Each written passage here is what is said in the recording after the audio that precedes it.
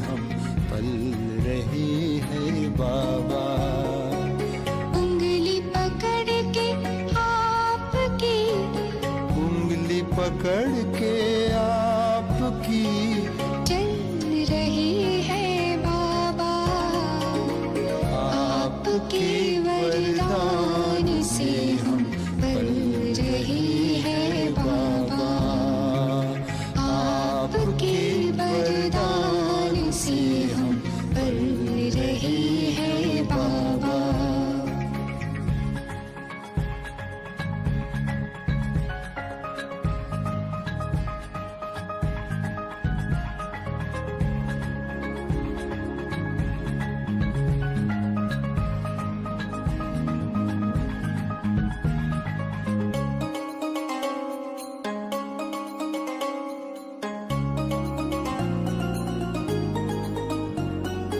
आशीर्वाद के हाथ सदा हम सर पे अपने पाते हैं।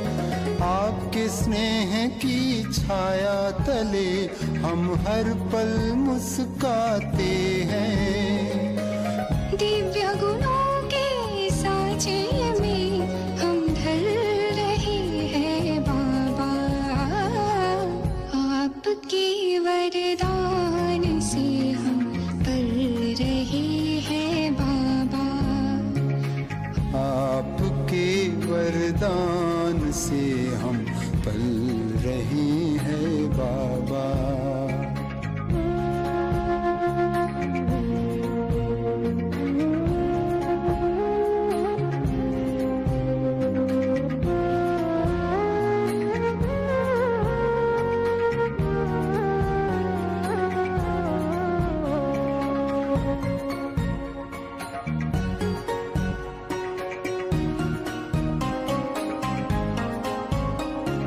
खुश नसीब है बाबा, है आपकी नजर हम पर। भूल नहीं सकते कभी हम आपको तो पल भर। पालना से आपकी हम पल रहे हैं बाबा। आपके वरदान से हम पल रहे हैं बाबा। आपके वरदान से हम पल रहे हैं बाबा।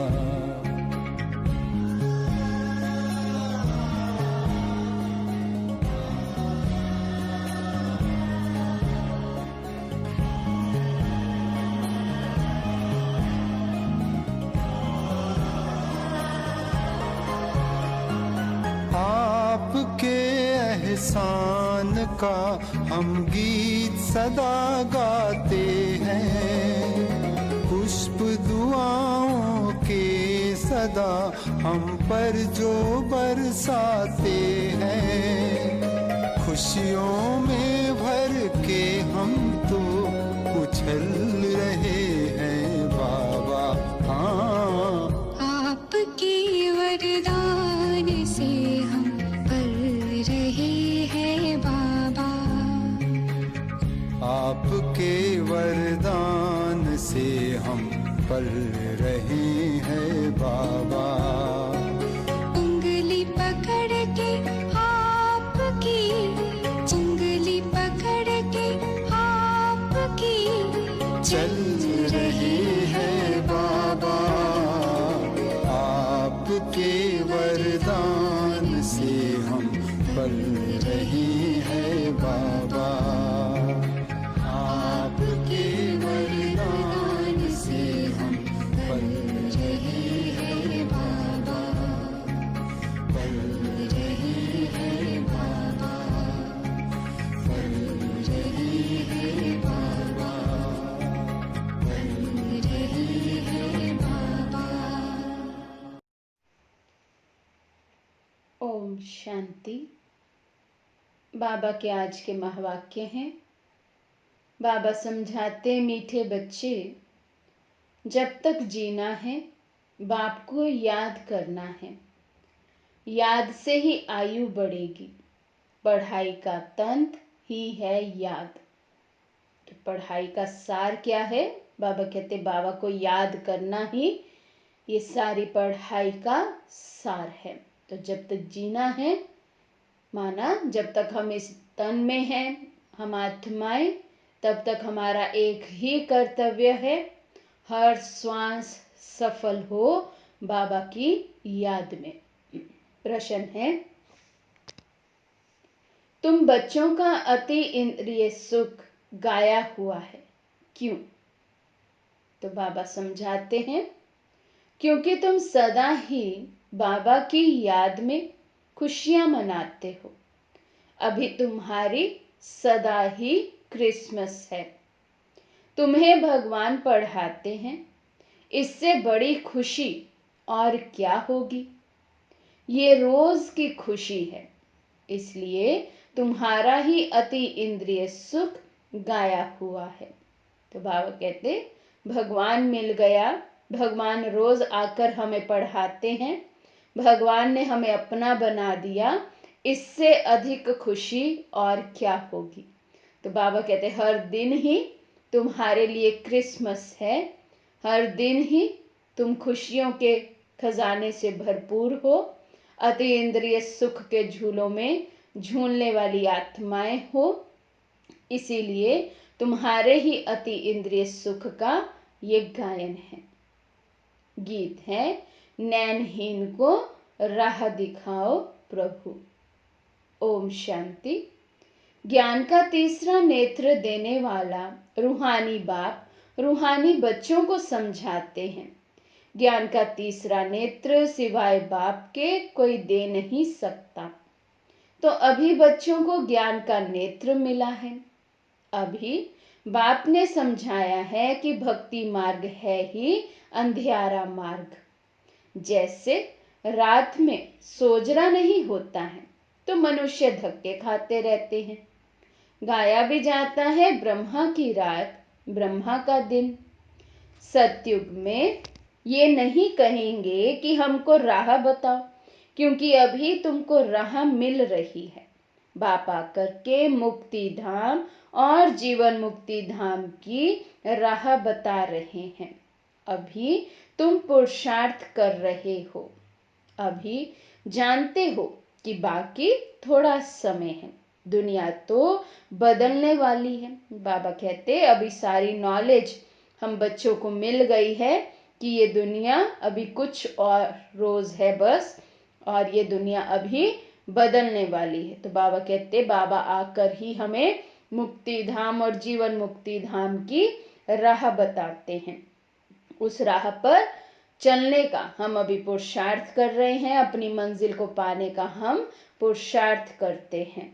तो बाबा कहते ये तो गीत भी बने हुए हैं, दुनिया बदलने वाली है, परंतु मनुष्य बेचारे जानते नहीं हैं कि दुनिया कब बदलनी है, कैसे बदलनी है, कौन बदलाते हैं, क्योंकि तीसरा नेत्र तो ज्ञान का है ही नहीं। बाबा कहते भल गीत बनाने वालों ने गीत बनाए हैं कि ये दुनिया बदलने वाली है, लेकिन कब बदलती है, कैसे बदलती है, कौन आकर बदलते हैं, बाबा कहते ये कुछ भी जानते नहीं है। क्यों नहीं जानते? क्योंकि बाबा कहते उनके पास ज्ञान का तीसरा नेत्र नहीं है।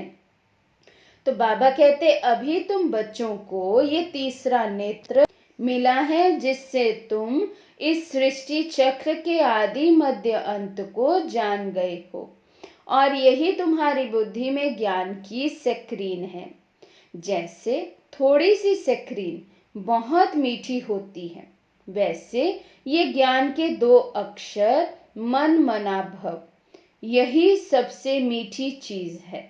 बस बाप को याद करो। बाबा कहते ये जो दो अक्षर है मन मना भव, मन को प्रभु में लगाओ, मन को शिव बाबा में लगाओ, मन को बाप की याद में लगाओ। बाबा कहते यही है सबसे मीठे से मीठी चीज। बाप आते हैं और आकर के रास्ता बताते हैं। बाबा पूछते कहाँ का रास्ता बताते हैं? तो शांति धाम और सुख धाम का। तो बच्चों को खुशी होती है। दुनिया नहीं जानती है कि खुशियां कब मनाई जाती हैं। खुशियां तो नई दुनिया में मनाई जाएंगी। ये तो बिल्कुल कॉमन बात है कि पुरानी दुनिया में खुशियां कहाँ से आई, क्योंकि आज खुशी मनाएंगे, कल कुछ ऐसा होगा तो दुखी हो पड़ेंगे। तो सदा की खुशी तो बाबा कहते कलयुग में कोई मना नहीं सकता। इसलिए खुशियां मनाने की दुनिया भी है नई दुनिया, सतयुग। तो बाबा कहते पुरानी दुनिया में मनुष्य त्राही त्राही कर रहे हैं क्योंकि तमो प्रधान है। तमो प्रधान दुनिया में खुशियां कहाँ से आई। सत्युग का ज्ञान तो कोई में भी नहीं है, इसलिए बेचारे यहाँ खुशियां मनाते रहते हैं। देखो क्रिसमस की खुशियां भी कितनी मनाते हैं। बाबा तो कहते हैं अगर खुशियों की बात पूछनी हो तो गोप गोपियों से अर्थात मेरे बच्चों से पूछो, क्योंकि बाप बहुत सहज रास्ता बता रहे हैं। कितने नाज से बाबा कह रहे हैं कि अगर खुशियों की बात पूछनी हो, खुशियां देखनी हो तो मेरे बच्चों के पास देखो। तो अब हम भी चेक करें क्या हम ऐसे खुशियों के सागर बाप के बच्चे सदा खुश नसीब बन खुशी में नाचते रहते हैं, सदा ही खुशी में मन का डांस करते रहते हैं। तो ऐसे अपने को चेक करो, क्या मैं बाप की वो सच्ची सच्ची गोपी बनी हूँ। तो बाबा कहते गृहस्थ व्यवहार में रहते हुए अपने धंधे धोरी का कर्तव्य करते हुए कमल फूल के समान रहो और मुझे याद करो। जैसे आशिक माशूक होते हैं ना, वे भी धंधा धोरी करते एक दो को याद करते रहते हैं, उनको साक्षात्कार भी होता है। जैसे लैला मजनू हीर रांझा वो विकार के लिए एक दो के आशिक नहीं होते थे, उनका प्यार गाया हुआ है, उसमें एक दो के आशिक होते हैं। लेकिन यहाँ वे बात नहीं है। यहाँ तो तुम जन्म जन्मांतर उस माशूक के आशिक ही रहे हो। वे माशूक तुम्हारा आशिक नहीं है, तुम उनको बुलाते हो यहाँ आने के लिए। हे भगवान नैनहीन को आकर के राह बताओ। तुमने आधा कल्प बुलाया है, जब दुख ज्यादा होता है तो जास्ती बुलाते हैं। जास्ती दुख में जास्ती सिमरन करने वाले भी होते हैं। देखो अभी कितने याद करने वाले ढेर के ढेर हैं। गाया हुआ है ना, दुख में सिमरन सब करे, सुख में करे ना कोई। तो कैसी स्वार्थी हो जाती हैं हम आत्माएं। जब सुख होता है तो बाबा याद नहीं, भगवान याद नहीं, और जब दुख होता उसमें भी बाबा ने कहा जितना जास्ती दुख होता है उतना जास्ती याद करने लगते हैं। तो बाबा कहते जितना देरी होती जाती है उतना तमो प्रधान ज्यादा होते जाते हैं। जितना हम आत्माओं को पाठ बजाते बजाते इस सृष्टि पर समय बीतता जाता, इस सृष्टि पे हम ज्यादा समय रहते जाते, बाबा कहते उतना ही दुख बढ़ता जाता, उतना ही आत्मा तमो प्रधान होती जाती है। तो बाबा कहते तो तुम चढ़ रहे हो, वे और ही उतर रहे हैं, क्योंकि जब तक विनाश हो तब तक तमो प्रधानता वृद्धि को पाती रहती है। कितनी लकी सोल्स हैं हम, लकी आत्माएं हैं, खुश नसीब भाग्यवान आत्माएं हैं कि हमारी इस समय चढ़ती कला हो रही है।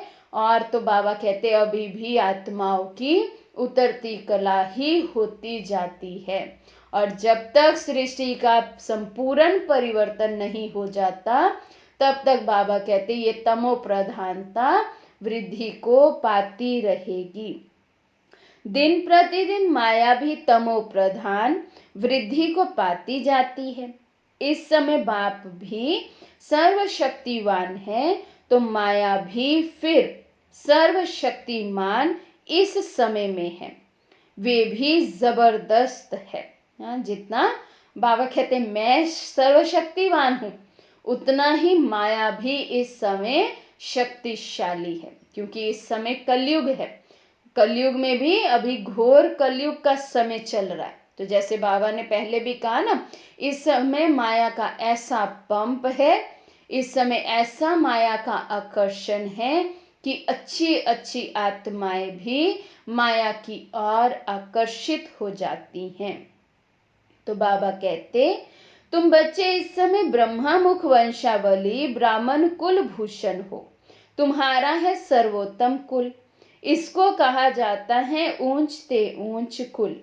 इस समय तुम्हारा ये जीवन अमूल्य है, इसलिए इस जीवन की अर्थात शरीर की संभाल भी करनी चाहिए, क्योंकि 5 विकारों के कारण शरीर की भी आयु तो कमती होती जाती है।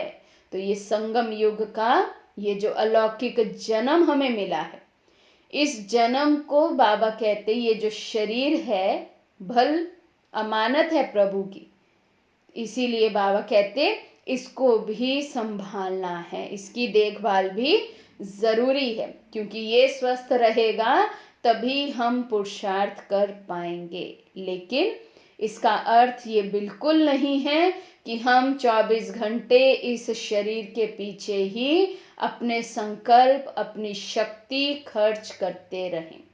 जितना आवश्यक है उतना ही अटेंशन सिर्फ इस शरीर की संभाल के लिए हमें रखनी है। बाकी सारा हमारा जो अटेंशन है वो आत्म अभिमानी स्थिति को बनाने में ही लगना चाहिए।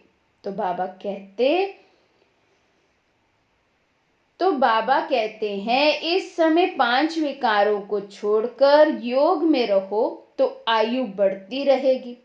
आयु बढ़ते बढ़ते भविष्य में तुम्हारी आयु 150 वर्ष की हो जाएगी, अभी नहीं। इसलिए बाप कहते हैं कि इस शरीर की भी बहुत संभाल रखनी चाहिए, नहीं तो कहते हैं ये शरीर काम का नहीं है, मिट्टी का पुतला है।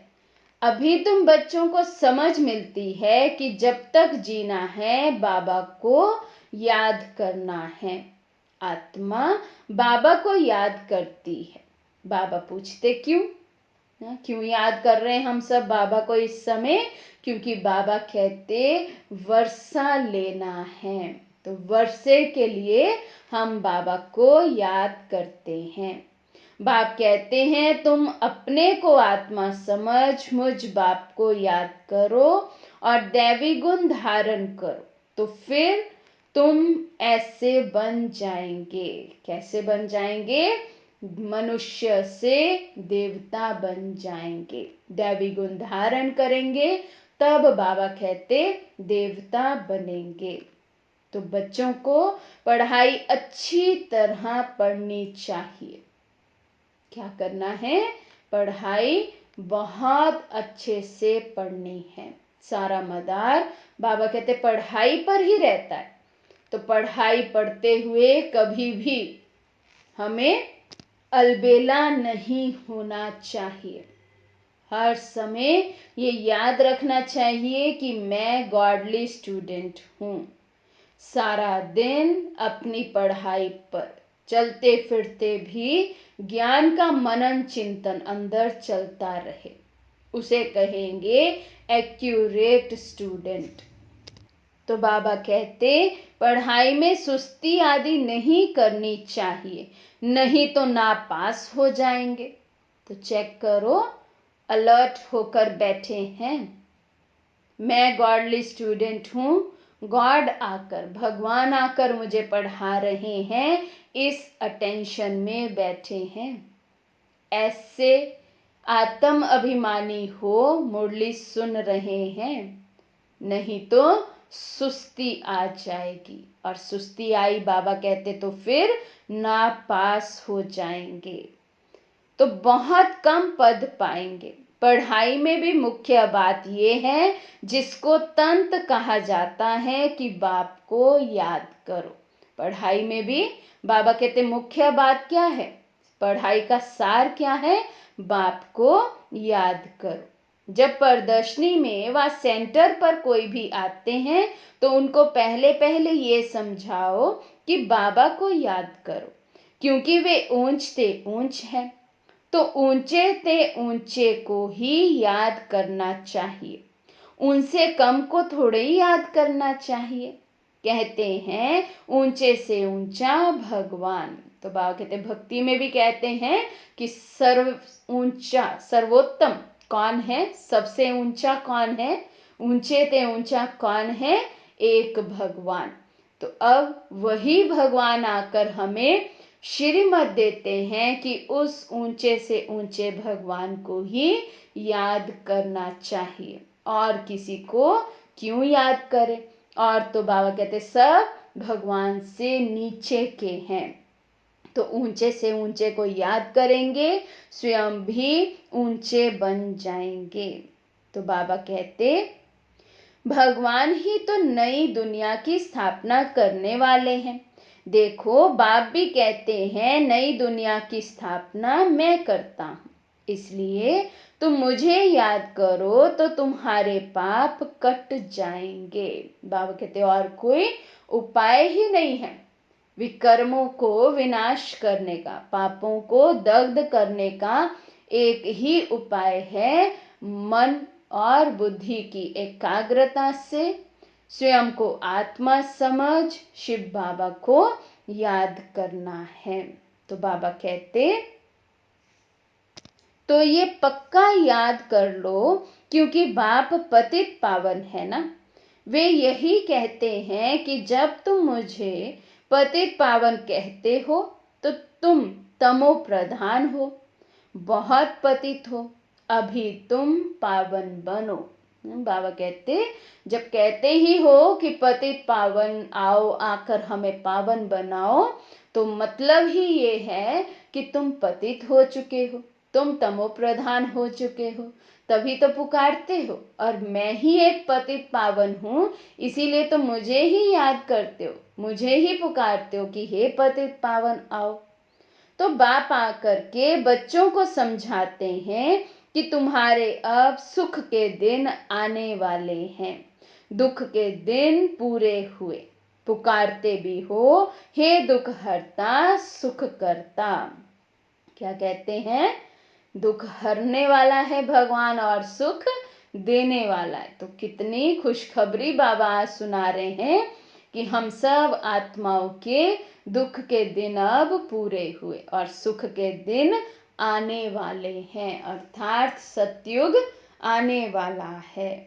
देखो दुनिया में सब अभी क्या कह रहे हैं कि बहुत दुख बढ़ने वाला है, अभी तो दुख दुख ही दुख है, ये है ही दुख धाम। और बाबा कह रहे हैं कैसे दिलासा दिला रहे हैं बाबा।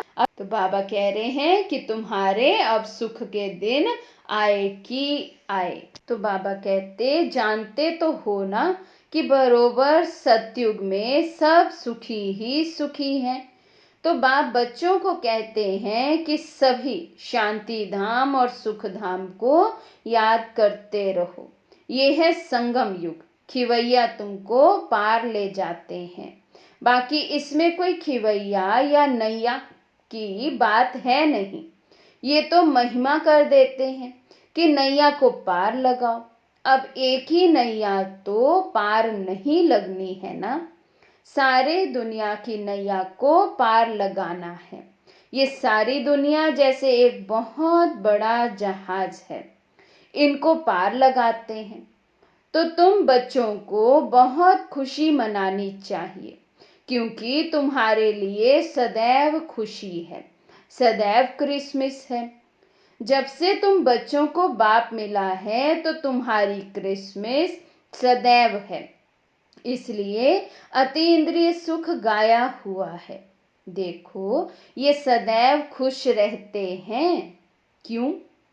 अरे बेहद का बाप मिला है। तो बाबा कहते जब भी कोई तुम्हें देखे तो उसके मन में भी क्या संकल्प आना चाहिए, अरे इनको जब देखो ये खुश हैं। अभी दुनिया की हालातें इतनी खराब हैं, उन हालात में भी ये इतने खुश, इतने संतुष्ट हैं, ये कैसे।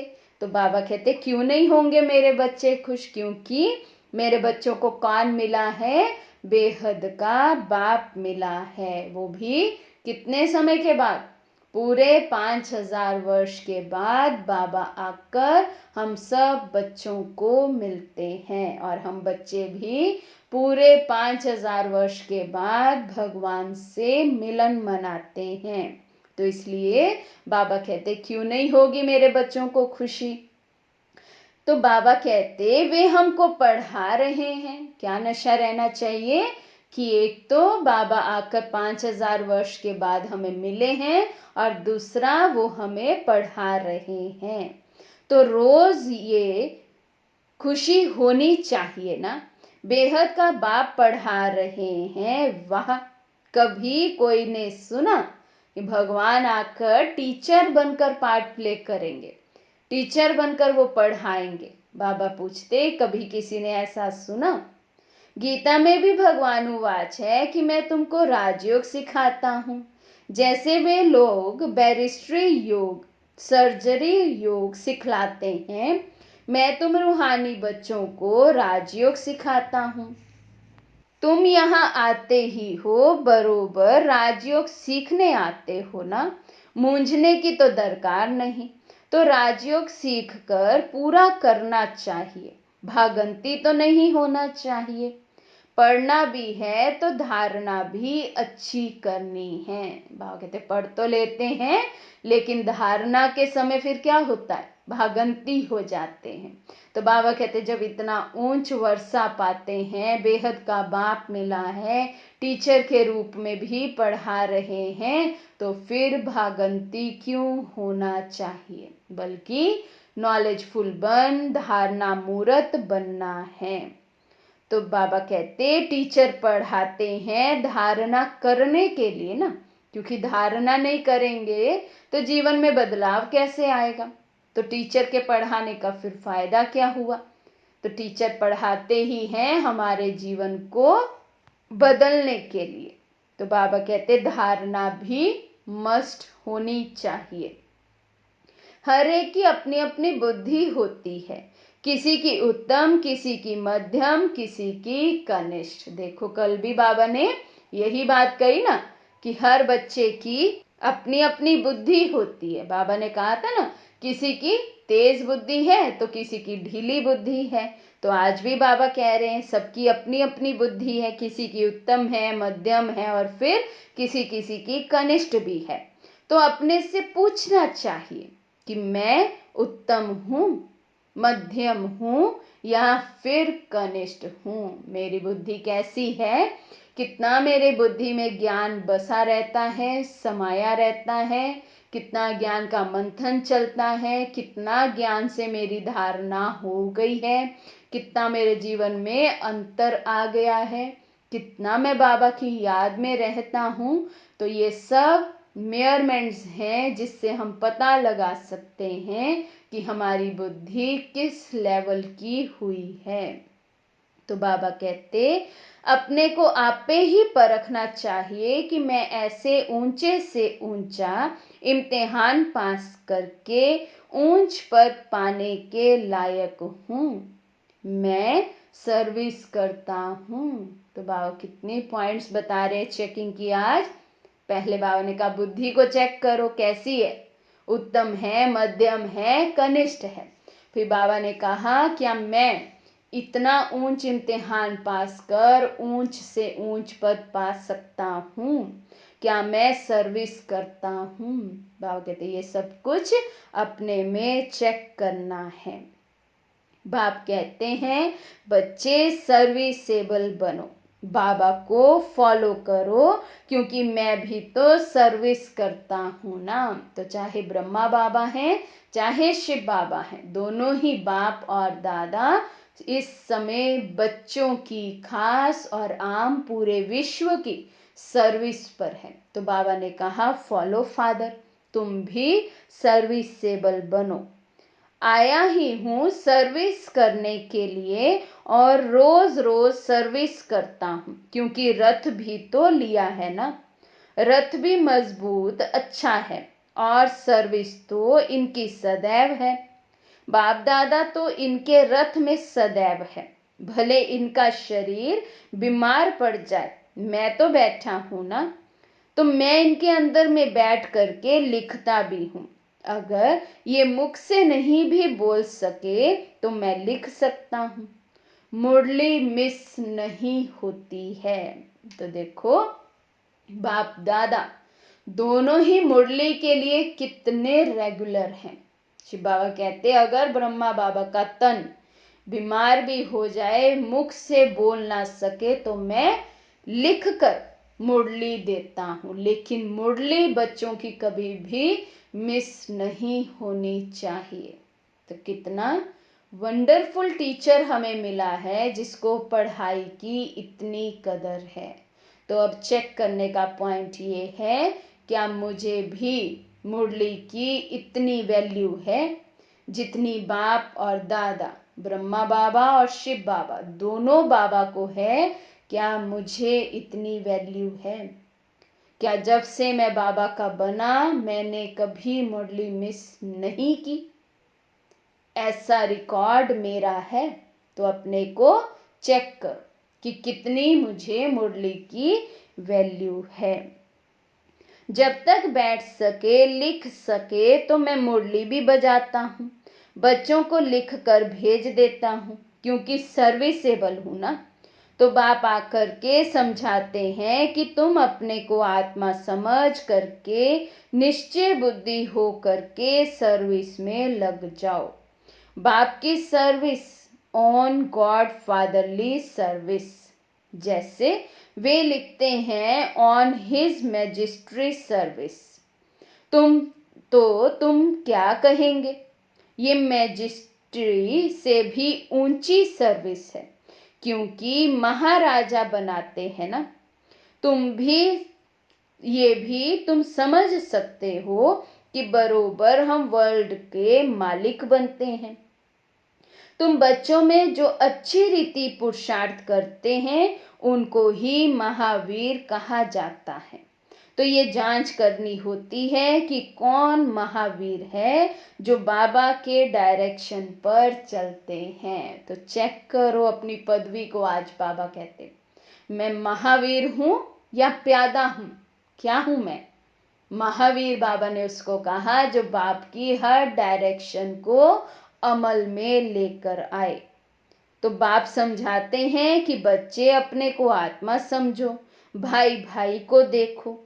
बाप अपने को भाइयों का बाप समझते हैं और भाइयों को ही देखते हैं। अर्थात बाबा को सदैव याद रहता है मैं सब आत्माओं का पिता हूँ, और आत्मा रूप से ही बाबा हमें देखते हैं। तो कल भी बाबा ने यही कहा था ना कि मैं तो शरीरों को देखता ही नहीं हूँ, मैं तो देखता ही आत्मा को हूँ। तो सभी को तो नहीं देखेंगे ना। ये तो ज्ञान है कि शरीर बिगर तो कोई सुन ना सके, बोल ना सके। तुम तो जानते हो ना कि मैं भी यहाँ शरीर में आया हूँ। मैंने ये शरीर लोन लिया हुआ है। शरीर तो सबका है, शरीर के साथ ही आत्मा यहाँ पढ़ रही है। तो अभी आत्माओं को समझना चाहिए कि बाबा हमको पढ़ा रहे हैं। बाबा की बैठक कहाँ है? बाबा पूछ रहे हैं शिव बाबा कहाँ बैठते हैं? आकर पढ़ाते हैं हमें। शरीर लोन लिया हुआ है तो बैठता कहाँ हूँ? बाबा पूछ रहे हैं। तो अकाल तख्त पर, जहाँ ब्रह्मा बाबा की आत्मा बैठी है उस तन में, वहीं बाबा कहते हैं ना बहुत बारी मुरलियों में कि बाजू में आकर मैं बैठ जाता हूँ। तो बाबा ने समझाया है कि हर एक आत्मा अकाल मूरत है। वे कभी विनाश नहीं होती है, कभी भी जलती कटती डूबती नहीं है, छोटी बड़ी नहीं होती है। शरीर छोटा बड़ा होता है, तो दुनिया में जो भी मनुष्य मात्र हैं, उनमें जो आत्माएं हैं, उनका तख्त ये भ्रिकुटी है। शरीर भिन्न भिन्न है, किसी का अकाल तख्त पुरुष का, किसी का स्त्री का, किसी का बच्चे का। लेकिन बाबा कहते आत्मा बैठती हर देह के अकाल तख्त पर है, भ्रिकुटी तख्त पर है। भल शरीर छोटा हो, बड़ा हो, मेल का हो, फीमेल का हो, लेकिन हर शरीर में आत्मा के निवास का जो स्थान है वो भ्रिकुटी की कुटिया ही है। तो जब भी किसी से बात करो तो यही समझो कि हम आत्मा हैं, अपने भाई से बात करते हैं, बाप का पैगाम देते हैं कि शिव बाबा को याद करो, तो ये जो जंक लगी हुई है वे निकल जाए। जैसे सोने में अलाई पड़ती है तो वैल्यू कम होती है, तो तुम्हारी भी वैल्यू कम हो गई है। अभी बिल्कुल ही वैल्यू लेस हो गए हो। जब से बाबा के बने हैं, बाबा ने तो फिर भी आकर हमारी वैल्यू को बढ़ा दिया है, वरना बाबा कहते तुम बिल्कुल ही वैल्यू लेस हो गए थे। बाबा कहते इसको ही दिवाला भी कहा जाता है। भारत कितना धनवान था, अभी कर्जा उठाते रहते हैं। विनाश में तो सबका पैसा खत्म हो जाएगा, देने वाले लेने वाले सभी खत्म हो जाएंगे।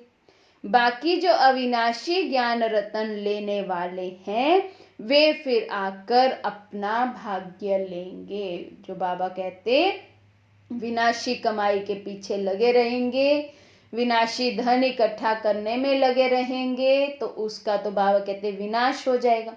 ना लेने वाला बचेगा, ना देने वाला बचेगा। लेकिन जिन्होंने अविनाशी ज्ञान रत्नों का सौदा किया होगा वही आकर बाबा कहते अपना भाग्य ले लेंगे।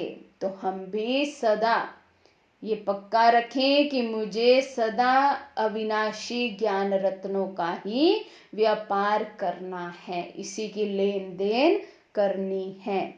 अच्छा, मीठे मीठे सिके लदे बच्चों प्रति माता पिता बाप दादा का याद प्यार और गुड मॉर्निंग। रूहानी बाप की रूहानी बच्चों को नमस्ते। हम रूहानी बच्चों की रूहानी बाप दादा को दिलवा जान शिकवा प्रेम से नमस्ते नमस्ते नमस्ते जी। तो आज धारणा के लिए मुख्य सार है, बाप को फॉलो कर बाबा के समान सर्विसेबल बनना है।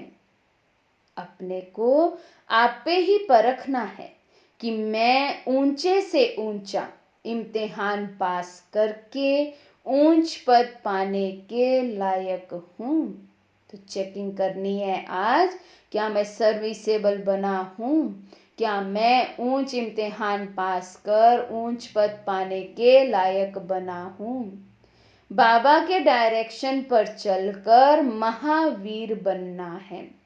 जैसे बाबा आत्माओं को देखते हैं, आत्माओं को पढ़ाते हैं, ऐसे आत्मा भाई भाई को देखकर बात करनी है। आज का वरदान है, तन की तंदुरुस्ती, मन की खुशी और धन की समृद्धि द्वारा श्रेष्ठ भाग्यवान भव।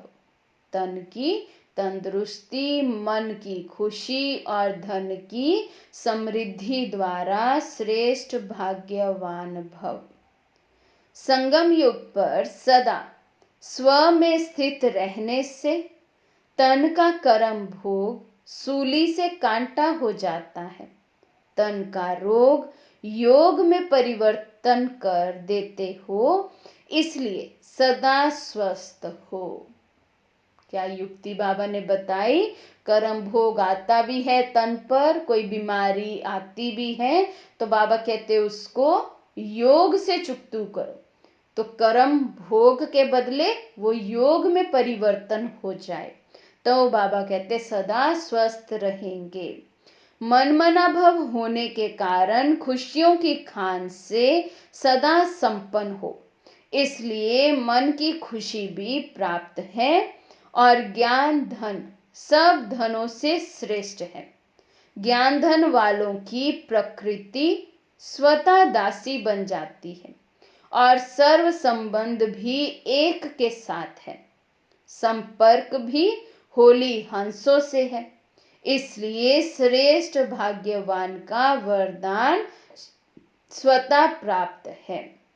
तो क्या क्या वरदान बाबा ने याद दिलाए, क्या क्या प्राप्तियां आज बाबा याद दिला रहे हैं। तो बाबा ने कहा कर्म भोग आता भी है तो उसको योग से चुकतू करते हैं। मन बना भव होने के कारण सदा खुशियों के खान से संपन्न रहते हैं, तो मन खुश रहता है। और ज्ञान धन सभी धनों से बाबा कहते श्रेष्ठ है। तो ज्ञान धन वालों के स्वतः ही बाबा कहते प्रकृति जो है वो दासी बन जाती है। तो संबंध भी एक से हैं, संपर्क में भी हम अनेक दिव्य आत्माओं के होली हंसों के संपर्क में रहते हैं, अर्थात श्रेष्ठ ब्राह्मण आत्माओं के संपर्क में हैं। संबंध हम सबके एक से ही सर्व संबंध है। तो बाबा कहते इतनी प्राप्तियां तो सिर्फ श्रेष्ठ भाग्यवान आत्मा को ही हो सकती है। स्लोगन है याद और सेवा दोनों का बैलेंस ही डबल लॉक है। बहुत बार बाबा मुरलियों में कहते हैं ना, माया से बचना है तो डबल लॉक लगाओ। तो डबल लॉक क्या है? याद और सेवा। मन बुद्धि को या तो बाबा की याद में बिजी रखो या सेवा में बिजी रखो, तो दोनों का बैलेंस हो तो बाबा कहते ये डबल लॉक का कार्य करता है। तो कभी भी माया फिर उस मन और बुद्धि पर हावी नहीं हो सकती जिसमें याद और सेवा का बैलेंस हो। अच्छा, ओम शांति।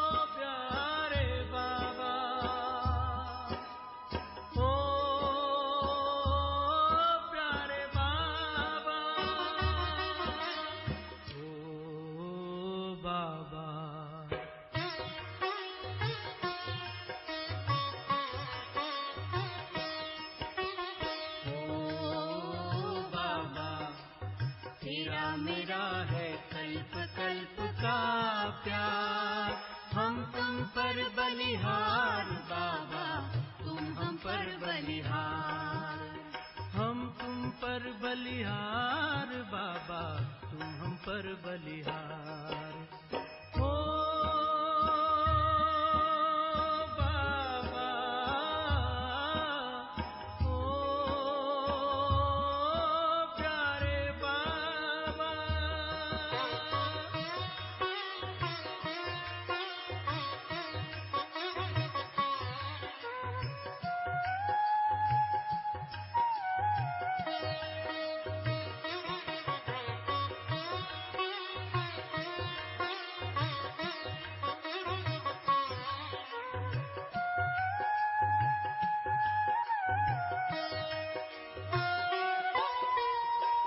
तेरा एहसान बाबा चुकाने लिए, तेरा एहसान बाबा चुकाने लिए, मेरा हर जन्म हो तुम्हारे लिए, मेरा हर जन्म हो तुम्हारे लिए, फिर भी चुका न पाएंगे, फिर भी चुका न पाएंगे, चाहे जन्म ले हम कई बार, फिर भी चुका न पाएंगे, चाहे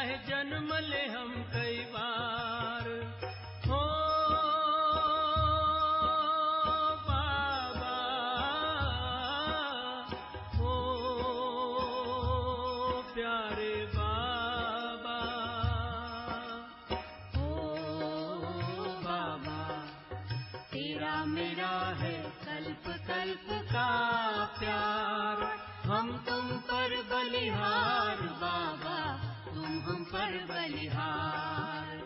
हम तुम पर बलिहार बाबा, हम तुम पर बलिहार। हो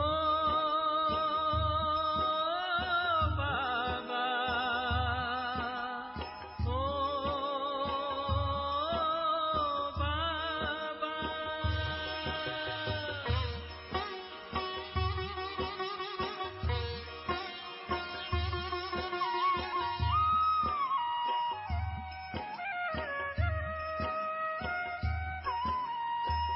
आँखों से जब देखूं एक तुमको ही देखूं, आँखों से जब देखूं एक तुमको ही देखूं, कानों से सुनूं तो बाबा एक तुमसे ही सुनूं, कानों से सुनूं तो बाबा एक तुमसे ही सुनूं। तुम संग खेलूं तुम संग खाऊं तुम पे ही दिल बलिहार। तुम संग खेलूं तुम संग खाऊं तुम पे ही दिल बलिहार। ओ बाबा, ओ प्यारे बाबा, ओ बाबा। तेरा मेरा है कल्प कल्प का प्यार, हम तुम पर बलिहार बाबा, तुम हम पर बलिहार। हम तुम पर बलिहार बाबा, तुम हम पर बलिहार। ओ बाबा, ओ प्यारे बाबा।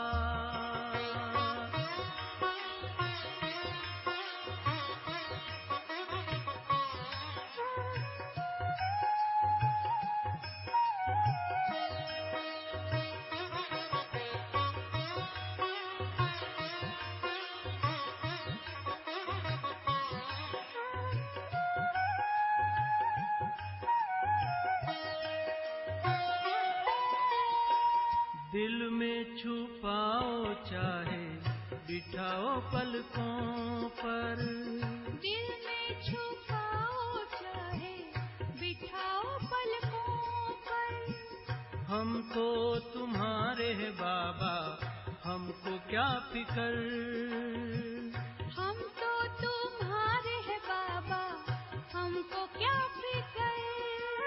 हम तो बने रहेंगे सदा, हम तो बने रहेंगे सदा तेरे गले का हार। हम तो बने रहेंगे सदा तेरे गले का हार। ओ बाबा, ओ प्यारे बाबा, ओ बाबा। तेरा मेरा है कल्प कल्प का प्यार, हम तुम पर बलिहार बाबा, तुम हम पर बलिहार। हम तुम पर बलिहार बाबा, तुम हम पर बलिहार।